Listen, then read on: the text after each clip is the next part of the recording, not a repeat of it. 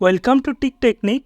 कोई भी business open करने के लिए इंडियन गवर्नमेंट आपको 15 लाख रुपीस देगा, जिससे आप एमएसएमई सेक्टर में अपने बिजनेस को सेटअप कर पाओगे। हमारे इंडियन गवर्नमेंट एमएसएमई सेक्टर को बढ़ावा देने के लिए बहुत सारे बेनिफिट दे रहे हैं, जिससे आप फायदा लेकर एक एमएसएमई सेक्टर में एंटर कर सकते हो, एक बिजनेस भी सेटअप कर सकते हो, जिससे टैक्स से लेकर बिजनेस सेटअप करने तक गवर्नमेंट हर चीज में आपको बेनिफिट दे रहा है। हम कुछ एमएसएमई सेक्टर में वीडियो क्लिप देख लेते हैं। Relief for MSMEs. In cases of failure by MSMEs to execute contract, 95% of the forfeited amount relating to the bid or performance security will be returned to them by government and government undertakings. In Indian growth, GDP, 30% contribution of MSME is there. As far as the export is concerned, it is 48% from MSME. Bharat की अर्थव्यवस्था की गति को देखकर प्रभावित है और इस गति में बहुत बड़ी भूमिका हमारे एमएसएमई सेक्टर की है।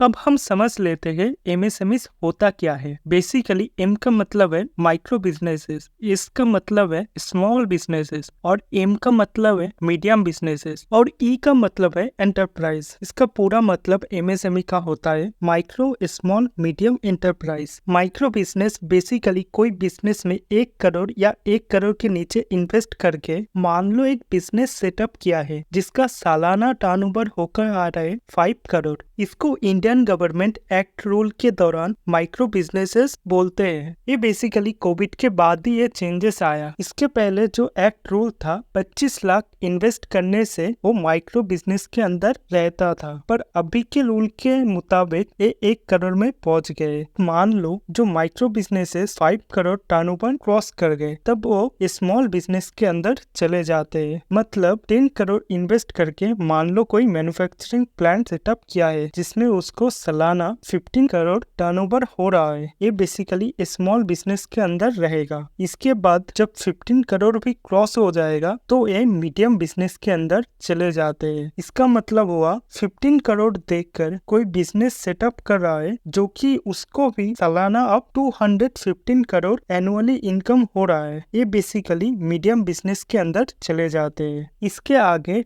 250 करोड़ क्रॉस कर गए तो लार्ज इंडस्ट्री या हेवी इंडस्ट्री में पहुंच जाते हैं, जिसमें बेसिकली एमएसएमई के अंदर वो सेक्टर नहीं रहता और एमएसएमई का जो बेनिफिट है वो नहीं उठा सकते। अब हम ऐसे सेक्टर के बारे में बात करेंगे या ऐसे सेक्टर के प्रोडक्ट के बारे में बात करेंगे जो एमएसएमई सेक्टर में आता है, जैसे कि पैकेट फूड, ये एमएसएमई का अंदर fashion related product, textile industry, electronics shop या छोटा मोटा इलेक्ट्रॉनिक्स मैन्युफैक्चरिंग प्लांट, लाइट वगैरह मैन्युफैक्चरिंग करता है। ऐसे सेक्टर जैसे शू फैक्ट्री या शू शॉप, मीडिया प्रोडक्शन, ऐसे जो सारे छोटा मोटा या मीडियम साइज बिजनेस होता है वो ज्यादातर सब एमएसएमई का अंदर होता है। उसका मार्केट उतना बड़ा नहीं है, मतलब 250 क्रॉस नहीं किया है, वो एमएसएमई अंदर रहता है। इंडिया की बात करें, इंडिया में 15,000 के ऊपर ऐसे सेक्टर है जो एमएसएमई बिजनेस के अंदर या एमएसएमई सेक्टर के अंदर आ जाता है। एमएसएमई सेक्टर आगे जाने के लिए गवर्नमेंट क्या क्या बेनिफिट दे रहा है, सबसे पहले बात कर लेते हैं। वीडियो की शुरुआत में मैं 15 लाख रुपए लोन तौर पे आपको देगा बिजनेस करने के लिए, ये मैंने बताया था। इसके लिए आपको इस वेबसाइट पे आना पड़ेगा। इसका जो एलिजिबिलिटी क्राइटेरिया है, मिनिमम क्वालिफिकेशन आपको लगेगा 8 पास। इसके साथ साथ आपको एक प्रोजेक्ट रिपोर्ट सबमिट करना पड़ेगा, कैसी टाइप आप बिजनेस ओपन करना चाहते हो। इसके साथ साथ आपका जो वेरीफाइड आईडी प्रूफ है इस वेबसाइट पे जरूरत होगा। इसके बाद एमएसएमई कंपनी को गवर्नमेंट टैक्स सब्सिडी दे रहा है, जो माइक्रो बिजनेसेस है इसके लिए 5% और स्मॉल बिजनेस के लिए 10% और मीडियम बिजनेस के लिए 12% टैक्स सब्सिडी दे रहा है। इसके साथ साथ गवर्नमेंट 5 या 7 लाख टर्नओवर एनुअली जो हो रहा है इसके लिए कोई टैक्स नहीं लेगा। एक वीडियो क्लिप देख लेते हैं जिसमें साफ साफ बजट पेश करने के दिन बताया। Those with income up to 5 lakh do not pay any income tax. I propose to increase the rebate limit to 7 lakh in the new tax regime. ये जो टैक्स सब्सिडी दे रहा है हेवी इंडस्ट्री या लार्ज इंडस्ट्री होता है उसमें 30%, 25% ऐसे tax देना पड़ता है। एनजीटी कोई भी एमएसएमई कंपनी को उसका काम में इंटरफेयर नहीं कर सकते क्योंकि गवर्नमेंट एमएसएमई कंपनी को छूट दे रखा है। एनजीटी बेसिकली क्या होता है? एनजीटी का मतलब है नेशनल ग्रीन ट्राइब्यूनल। इसका काम है जो सारे फैक्ट्री एनवायरनमेंट को पॉल्यूटेड करता है उसको रोकना। जैसे कि कोई फैक्ट्री से निकलता हुआ धुआं एनवायरनमेंट को बहुत ज्यादा इफेक्ट करता है, जैसे कि एनवायरनमेंट को कम से कम इफेक्ट कर सके इसके लिए एग्जॉस्ट वगैरह ठीक से सेटअप करना। फैक्ट्री से निकलते हुआ गंदा पानी नदी में जो जाते हैं जिसमें नदी बहुत ज्यादा पोल्यूटेड होता है इसको रोकना। ये बेसिकली यही काम करता है। कोई भी एनवायरनमेंट को या कोई कंपनी एनवायरनमेंट को इफेक्ट करता है तो डायरेक्ट बहुत फाइन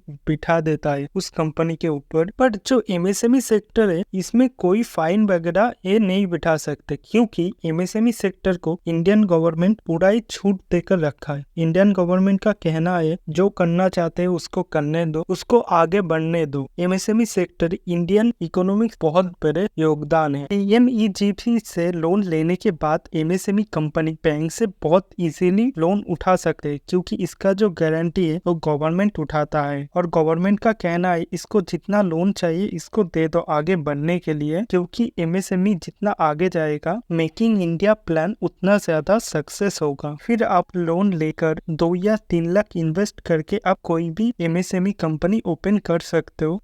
गवर्नमेंट एमएसएमई सेक्टर में जो पेमेंट रुक रहा था उसको रोकने के लिए एक सिक्योरिटी प्रोवाइड कर रहा है जिसमें कंपनी के माल सेल करने के बाद वेंडर या डिस्ट्रीब्यूटर से पैसे लेने में थोड़ा भी दिक्कत हो रहा है तो इसमें गवर्नमेंट साफ साफ रूल निकाला है। 45 डे के अंदर एमएसएमई का पैसा रोक रखेंगे, गवर्नमेंट इसको एक्शन लेगा और हो सके तो ये इस पैसे को रोकने के लिए गवर्नमेंट टैक्स भी लगा सकते हैं। इसलिए एमएसएमई का पैसा रोकना बहुत ज्यादा इम्पॉसिबल है क्योंकि गवर्नमेंट हर तरफ से इसको सपोर्ट दे रहा है। इसमें भी एक सपोर्ट और दे रहा है जो SC/ST कैटेगरी में आते हैं उनको भी बेनिफिट दे रहा है। ये अलग से बेनिफिट उठाने के लिए इस वेबसाइट पे आना पड़ेगा। एक तरफ से ONDC का फायदा एमएसएमई कंपनी बहुत अच्छे से उठा सकते हैं। ONDC एक ई-कॉमर्स साइट है जो इंडियन गवर्नमेंट अनाउंसमेंट किया है।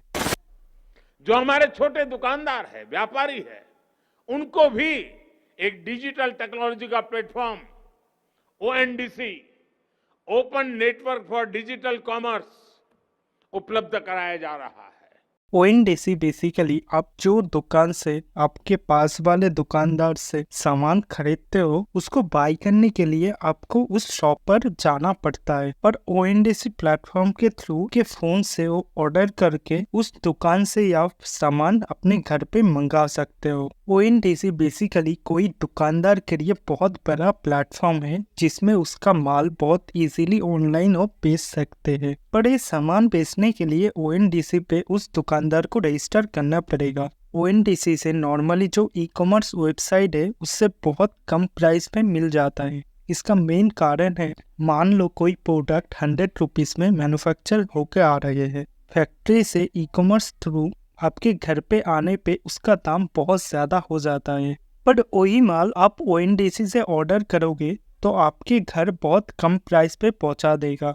बेसिकली ये पॉसिबल हो रहा है क्योंकि जो ई-कॉमर्स वेबसाइट है, ई-कॉमर्स एप्लीकेशन है जिसके थ्रू आप माल परचेस करते हो, हाई प्रॉफिट रख के आपको सामान आपके घर डिलीवरी करता है। ONDC कम प्राइस में माल बेच रहे हैं, इसका मेन कारण है एक गवर्नमेंट लॉन्च किया है। ONDC को लॉन्च करने की मेन मिशन ही है छोटा या मिनिमम जो दुकानदार है उनको सपोर्ट करना। ई-कॉमर्स वेबसाइट बहुत बिजनेस कर रहा है, इसमें छोटे दुकानदार को बहुत नुकसान हो रहा है।